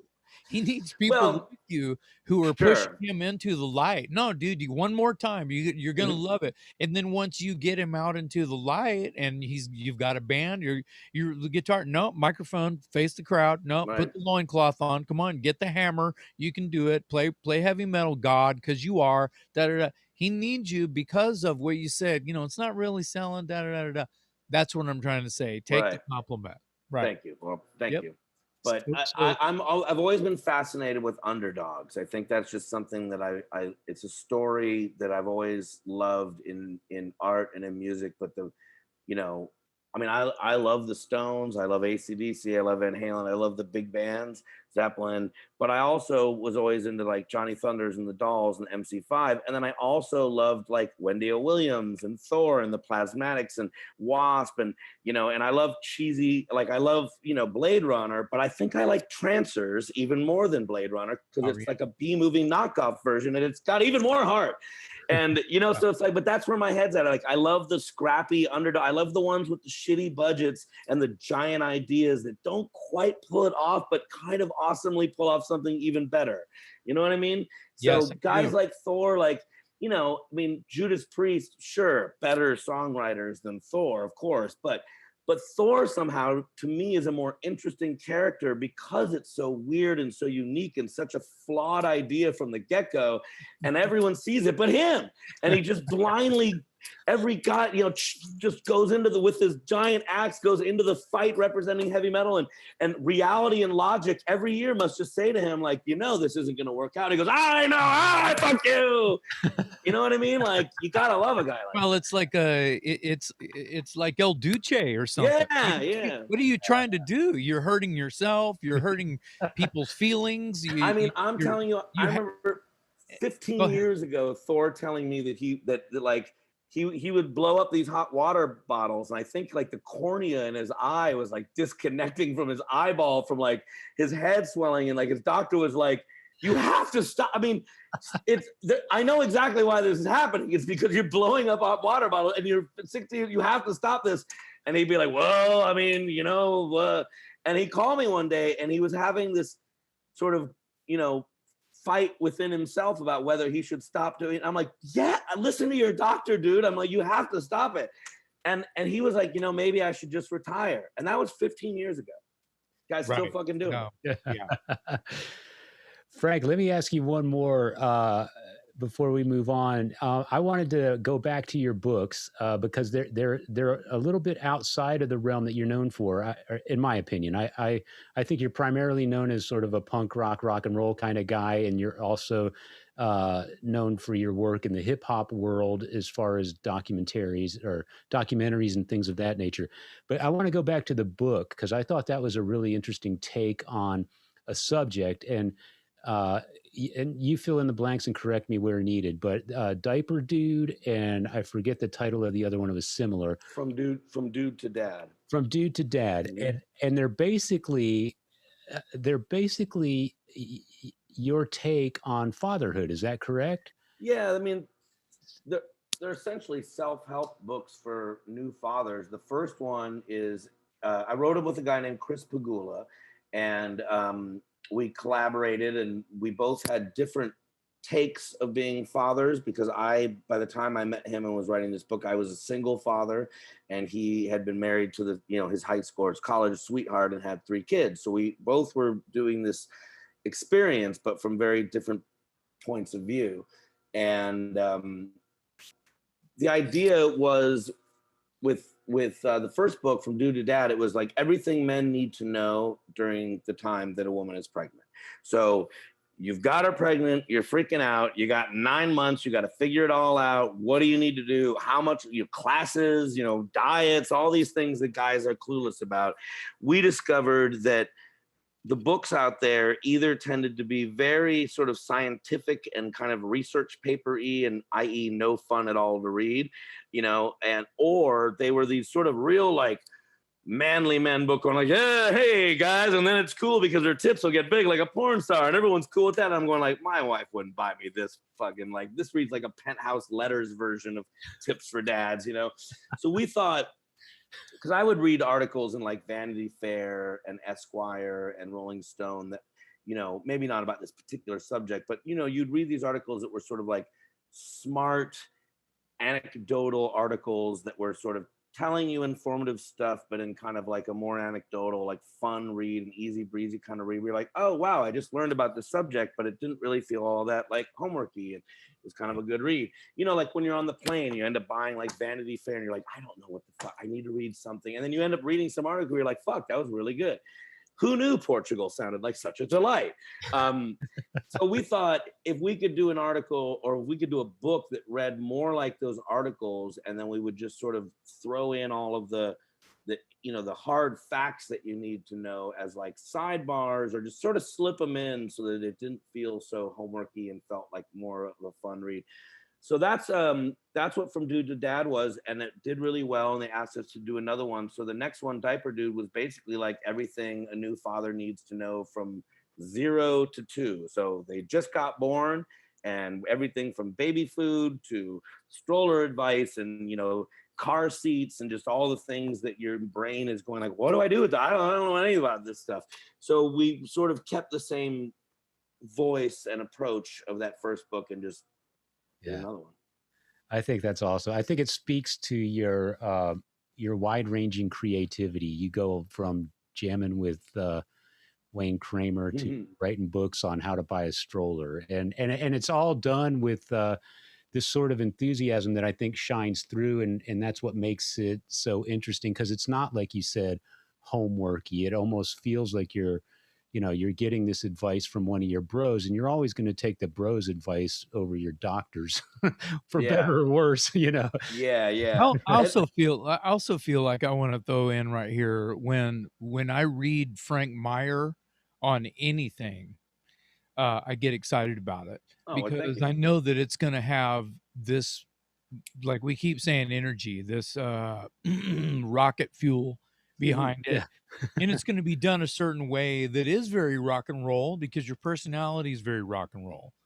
Yeah. So, if you're reviewing a record, I read oh man, that's really good. Well, no wonder I like it. It was written by Frank Meyer, that's happened quite a few times in my years in the business. So, of course.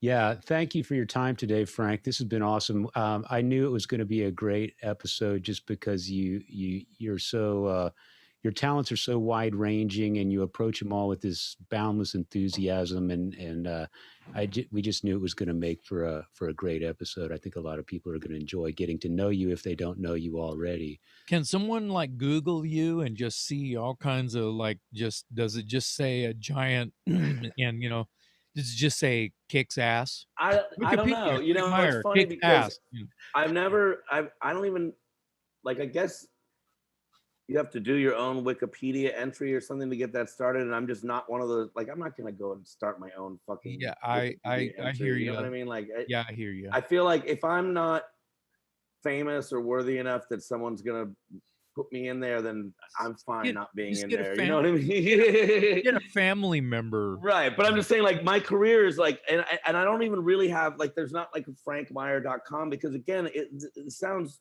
stupid, I guess, because in this world of marketing and branding, I like the work. I like doing the work. I'm not really all that interested in the credit. Don't get me wrong. I name, I put my name on my work, but like the idea of starting a website that I maintain, where I just write about myself and just post it, it just sounds like douchey to me. And the idea of like call me entering douchey. my call own. Me douchey then. No, don't get me wrong. All my no. It's gas money. Let me back that up. All of my projects and bands have websites and have social medias, and I of course have a social media where I'm connecting the dots. And like if you go to at the Frank Meyer on Instagram, or look me up Frank M. Meyer on Facebook, or I have a Bandcamp page, you'll see like, oh, he's doing all these things. But then people, and that's fine, because that's what social media is. Hey, here's what I'm up to. So if you want to know what I'm up to, come here and you can see. They can just Google you and they can find all your social. But people have said to me though, like I've done interviews where they're like, well, isn't there like a frankmeyer.com where like, someone connects the dots between your books and your films and Thor and the hip hop and Stooges and this? And I go, no. And they go, well, why not? And I go, because who else would maintain frankmeyer.com besides Frank Meyer? And I'm already full of Frank Meyer. I don't need to spend my non-Frank Meyer time writing about Frank Meyer. Frank Meyer's fucking busy. Yeah. So the one thing I don't have time for is to document, like, meaning my art is the documentation. I need to document the documentation of the art. Like, what does your outgoing voicemail say? Hi, you've reached Frank Meyer, busy as fuck. Leave a message. Bye. I don't even know if I have it. I'm sure I do. It probably just says, hi, Frank, go by. I gotta go by. Yeah. But you know what I mean? Like I feel like, I actually feel like it would be, there should be a way to intersect, because I have had a very interesting career with all these things that would not seem like they should intersect, and they intersect sort of through me. But it would take an exhaustive amount of research to put all this stuff together, and I promise you, I'm not the man for that. Right. Yeah, I want to bring up your brother real quick. So he's been kind of Hollywood since he was how old? He's been very successful. Making my brother Brecken. Well, he started acting when he was a little kid. Just so people know, we're talking about Brecken Meyer. Yeah, and most people probably, like, his most famous role to like Joe Schmo walking down the street is he was Travis Birkenstock in Clueless, and then he had that show Franklin and Bash, and he was the voice of, my favorite thing that he's done is he's the voice of Joseph on King of the Hill, and Robot Chicken, a lot of cool stuff. A Rat Race, Road Trip, blah, blah, blah. And he's also a really good drummer. He played drums for years in the Night Watchman with Tom Morello, and was the original drummer in the Streetwalkin Cheetahs. Wow, I did not know that. Yeah, and so, and Brecken started acting, I think he was like 5 or 6. Like when he was in grade school, we went to school with Drew Barrymore, and Drew Barrymore and Brecken were like sort of not real like boyfriend and girlfriend, like when you're, little kids on the play are like, this is my girlfriend. Yeah. And but she had just done E.T. and was like the biggest child actress in America. And so I think Brecken got to pal around and like go on a couple sets or something with her, and kind of goes like, oh, this acting thing looks awesome. And ooh, look, bowls of free candy. Right. Yeah. You mean you just sit in a trailer, play Atari and eat candy? This is a great job. I could have this job now. So Drew introduced Brecken to her agent, who at the time was a company called Harry Gold, and they were the biggest child actor agency in America. And so he quickly got this big agent and started doing all these, small roles as the cute kid in TV commercials and TV shows. He was on stuff like The Wonder Years and, LA Law is like the abused, blonde Wraith kid or something. And then eventually, he just kept doing it. Throughout grade school, junior high, high school, he just kept acting steadily. And then once he got Clueless, when he got Clueless, he was in the Streetwalkin Cheetahs.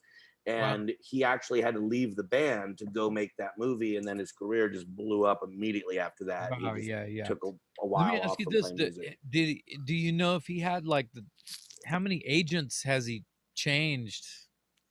You know, I don't yeah. know. I don't know. I don't Okay. know. Pay attention Thought to it that would be part an of it. interesting question I'm because sure I'm wild guessing a few over the years. He's been, yeah, he's been doing this for a long time, man. He's a lifer. I mean, he is with his acting career and his creative side the way that guys like you and I are with music. yeah. Like he's a lifer. Like he's been doing it since a kid.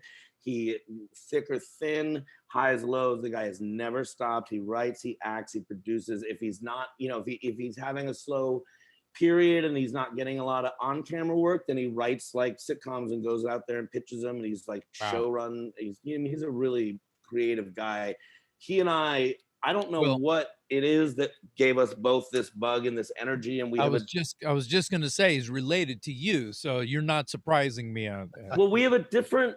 I'm definitely more of high energy personality wise. He's a little bit more low key, but in terms of creativity and sort of enthusiasm and just thoroughness, we've always been like that since we Yeah. were little kids. When we were little kids, we used to put on, like, we would put on shows for our parents where, like, we'd put on a Van Halen song.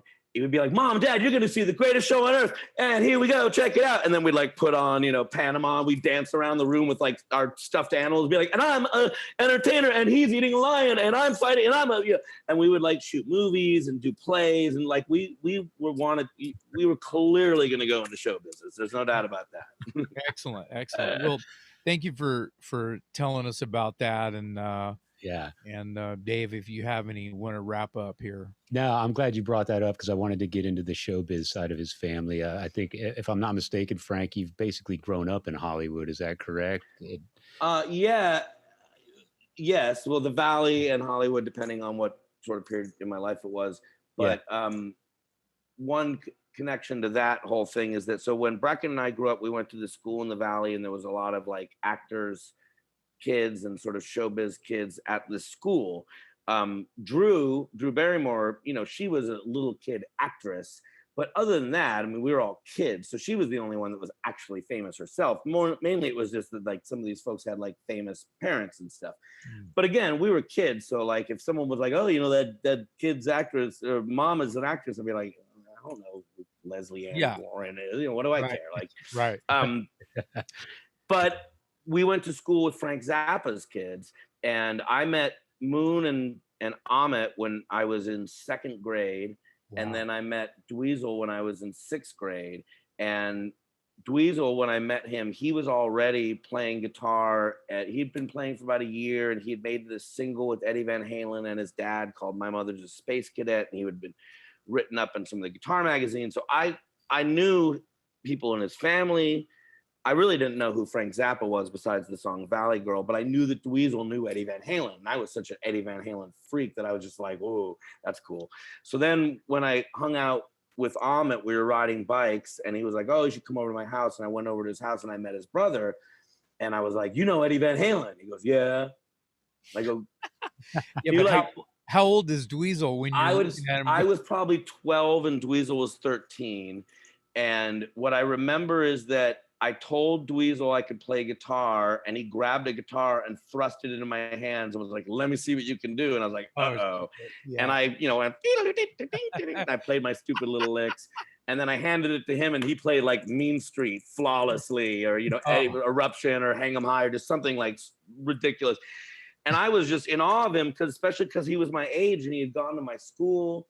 And we became best friends really quickly. And he basically decided that if we were going to be friends, it was not acceptable that I was at the level of guitar playing that I currently was. So he took it upon himself to greatly improve my playing, mainly, I think, just to save his own embarrassment levels, So I have these still. He would draw me out. Like, I have this whole notebook that Dweezil hand wrote for me, like scales and tabs and all this stuff. And so he got me to be a really good guitar, and at the time, and he got me a few leagues above where I was, and we wrote a bunch of songs. We had a band. River Phoenix was in our band. We had a band with River Phoenix and Donovan Leitch, and we just we're friends for a long time. So fast forward to now, Amit Zappa and I, Amit has a company called Monster Foot Productions. He produced the Frank Zappa documentary that came out, and he and I had reconnected right before the pandemic, and we teamed up, and I'm now working for his company, Monster Foot Productions. The book deal that I just got is through Amit's imprint deal, so he helped me basically score this book deal. So Amit and I mean, I've been friends with the whole family my entire life, so it's all this sort of long story. Well, but you've made an honest, because I feel like because it's your childhood friends and you didn't ride on their backs or anything, but right. And now you're working with these kids that were your little buddies, Right. and that's a, you could say, charmed life, but you didn't ride on anybody's back. You did it on No, your and own. it's all just honest. Like we all grew up together. We love each other. I mean, Yeah, he, that's and awesome. the same thing when we've been talking about all these people, and the through line is that these are all just really talented, hardworking people. Like my brother has worked his ass off to be where he is. Ahmed Zappa is one of the most creative, like inspirationally creative people. I mean, I think I'm a creative multitasker. He puts me to shame. That guy. You think I have high energy, man? That guy is unbelievable. And, a lot of the folks that I've been lucky enough to work with, whether it's Eddie Spaghetti or even young Dave here, you meet people along the way where you get drawn to them because of their energy or their talent or their fun and their charisma. And, just like you guys have stayed friends all these years, like I'm still friends. Like Amit and I have known each other since second grade. One of my best friends, this writer named Scott Chernoff, I've known since third grade. All the guys in my band are the same guys who were in the band 25 years ago. I met Thor in 1997. I just played on Thor's last record. You know what I mean? Like, yeah, relationships. Yeah, relationships. Yeah. Well, that's amazing. You've done great with yourself, man. You've grown up to be a fine young man. Why? Thank you. Oh, and you guys knew me when I was just a little rapscallion out there on the streets. Sleeping on my couch. Yeah. I'll one funny, quick little anecdote I'll tell Dave, if you don't remember this, is one time at South by Southwest, we played a show where we played 5 shows in 24 hours. So we played in like San Antonio, we did an in-store, and then we drove and we did a Casino El Camino daytime show in Austin, and then we played with Wayne Kramer at Emos that night, and then we woke up the next morning, did a daytime Wayne Kramer show, and then a nighttime Wayne Kramer show, because we were also Wayne's band. So we had 5 shows in 24 hours, and we'd been on tour. This was the tour where we first met Dave, so this was like the second time around. So we'd been on tour for 4 weeks with no nights off. So we were just like, at this point, by the time I met Dave, I was 2 days into a tour with fresh face and like, hey, man, blah, blah, blah. And then a month later, I'm like a fucking zombie. And I'm 3 shows deep into a 5-show within 24-hour run. And this is my memory, Dave, you correct me if I'm wrong, is that we had, after the Casino El Camino show, we all walked down the street to Emos, and the band sound checked. And then there was like a 3-hour window where we didn't have anything to do before they opened the doors for this next show. And Dave and I were sitting on, this is back when the original Emos had that outdoor area. And we were sitting on this bench.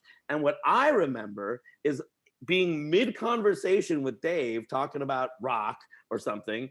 And I kind of just closed my eyes, and all of a sudden it went from daytime to nighttime, and Dave was gone and everyone was gone. I sort of like just blinked, and I was like, what the fuck just happened? Like everything was gone and it was nighttime. And I didn't know what happened. And I wandered into the club, and I see my whole band and Dave by the bar. And I walk up and I go, what happened? And where did you go? And he goes, dude, you and I were in the middle of a conversation, and your eyes rolled to the back of your head. You slowly closed your eyes and just slowly fell back and collapsed and started snoring. And that was 3 hours ago, and you've just been unconscious this whole time. And it had gone from day to night, and the cleanup crew had been coming around me, and I was just lying there unconscious. That's abduction. You were abducted. You were like, who knows what happened during those 3 hours? Yeah, I forgot about that. But now that it's coming back. I mean, dude, so many great memories with you, and and so much you shared with us today. I'd love to keep talking, man, but we got to move on. You got it. Let's get into our shot of rock and roll. All right, Frank. So my shot of rock and roll is for you, and it kind of ties together a couple of your loves and your talents. And Jason, I think, is going to be interested in this one as well. I didn't know this about you until maybe a couple years ago, Frank, but you're a huge John Bush fan, and I never knew that about you. And so my question to you is, given your documentary skills and your love of John Bush and Armored Saint, have you ever considered doing a documentary on Armored Saint or John Bush? Yes, in the sense that I am a huge Armored Saint fan and John Bush fan, and a lot of people don't know he was also the voice of Burger King for a while. There you go. John's had a great career, and he's probably my favorite heavy metal singer of all time. I would say if you listen to when I sing in that style, when I sing heavy metal or even really punk rock, now that I've made this connection, if you listen, you'll be like, oh, he's just doing John Bush. Like John Bush is a very big vocal influence on me, his whole approach and attack.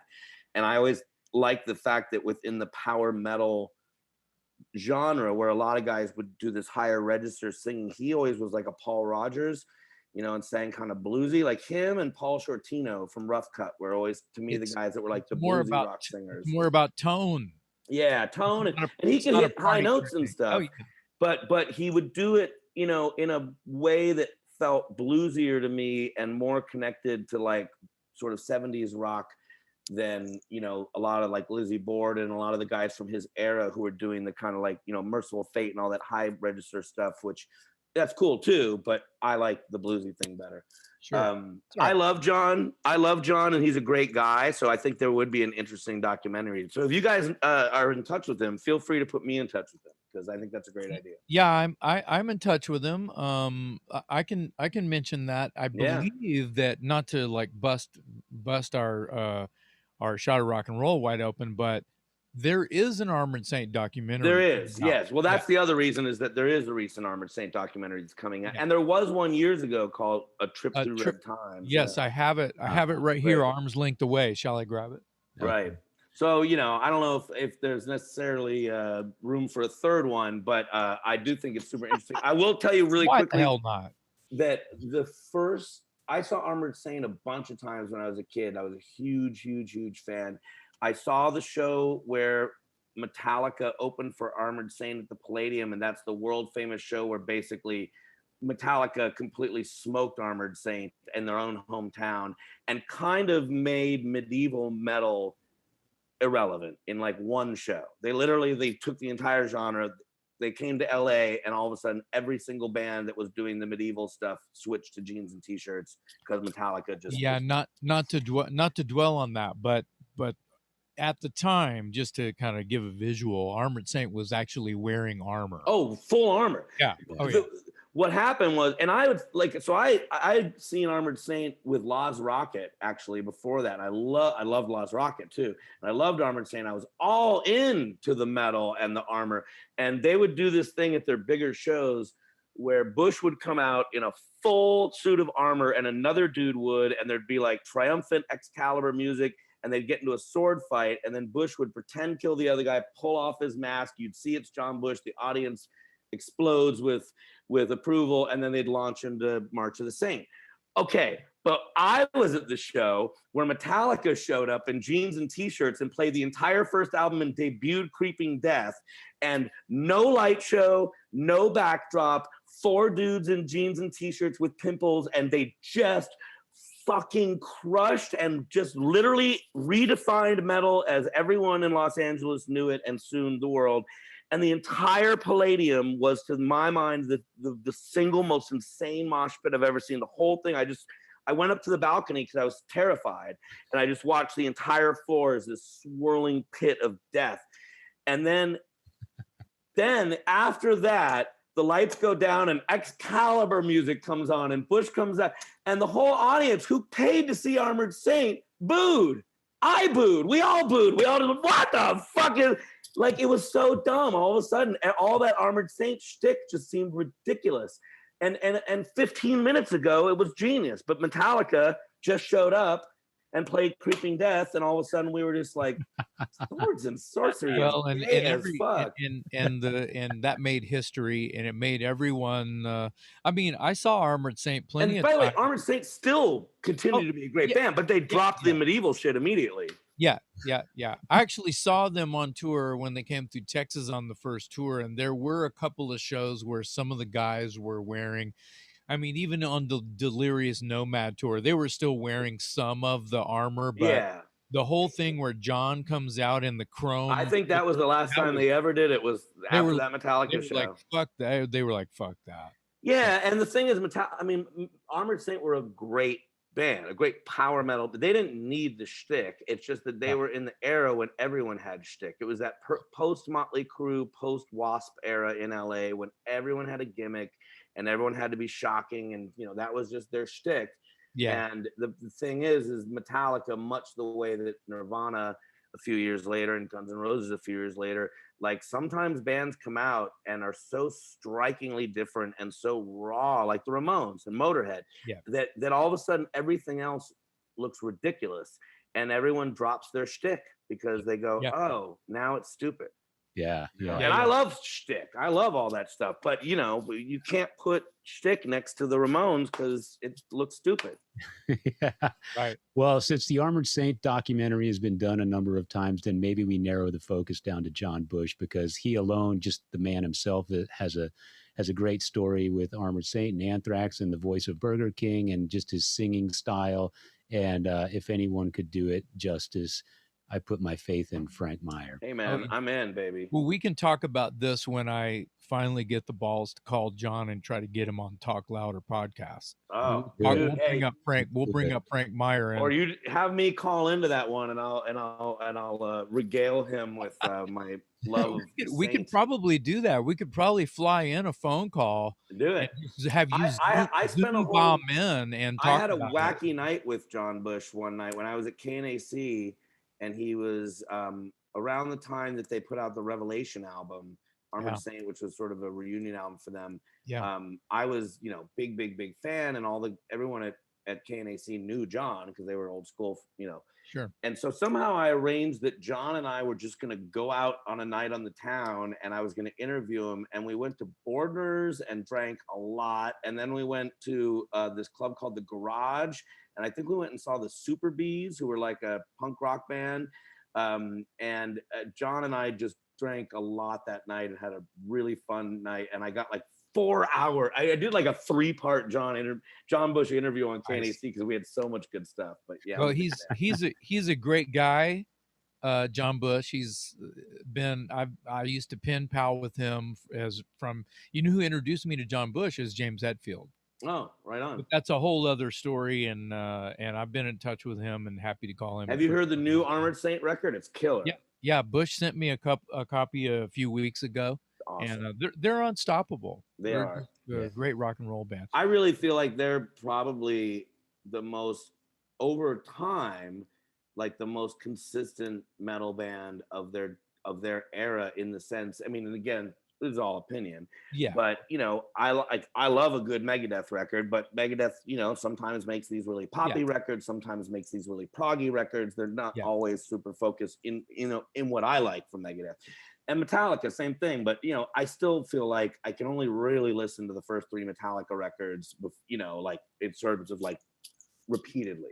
Well, it's what you fell in love with, right? But yeah, and I mean, and with the other ones, like they're all great. Same with Anthrax. Like the record comes out, I listen to it, I go, oh, this is great. And then I kind of never really go back to it because it just doesn't stick in my brain the way that some. But the Armored Saint records, dude, those records, they do stick in my head, and like I still can name every single song off Revelation and sing it. Like they're strong albums with hooks, and I always say the secret of songwriting is hooks, hooks, hooks. It doesn't matter what your genre is.